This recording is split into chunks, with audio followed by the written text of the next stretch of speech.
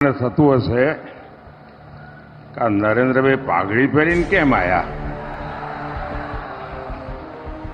અને મુખ્યમંત્રી પાઘડી પહેરાવા જતા હતા તો મેં કહ્યું તમે આના ઉપર જ મૂકો, મારે આ પાઘડી ઉતારાય એવું નથી.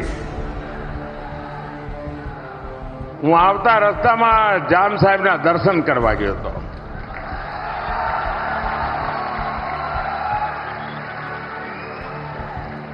અને મારું સૌભાગ્ય છે કે મારા ઉપર એમનો ખૂબ અનન્ય પ્રેમ રહ્યો છે, સમગ્ર પરિવારનો અનન્ય પ્રેમ રહ્યો છે.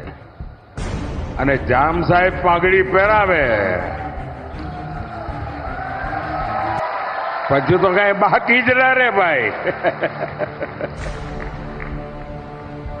અને એટલે મેં કહ્યું મારે માટે તો જામ સાહેબની આ પાઘડી મોટો પ્રસાદ છે. બુચ્ચર મોરીની યુદ્ધની વાત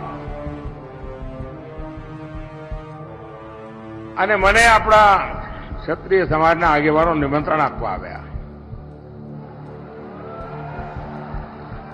પછી મને કોઈ કાનમાં કહ્યું, મને કે સાહેબ અમે નિમંત્રણ આપવા આવ્યા છે પણ તમે નહીં આવો, પણ આ તો અમારું કર્તવ્ય છે એટલે મેં આવ્યા છીએ.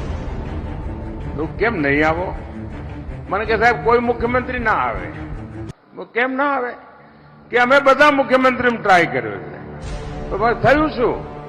તો કે સાહેબ ત્યાં એવી માન્યતા છે કે જ્યાં આટલા બધા વીરોએ શહીદ થયા, જેમના પાળિયા ત્યાં દેખાતા હોય, પૂજાતા હોય, પણ ગુજરાતના મુખ્યમંત્રીઓના કાનમાં કોકે ભેળવી દીધું છે કે તમે આ બુચ્ચર મોરીના એમાં જાઓ તો તમે મુખ્યમંત્રી પદ તમારું જતું રહે.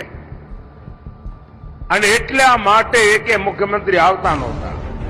મેં કહ્યું કે મારા ક્ષત્રિય સમાજના આ બલિદાન સામે આ મારા મુખ્યમંત્રી પદની કોઈ કિંમત નથી. હું આવીશ અને હું આવ્યો.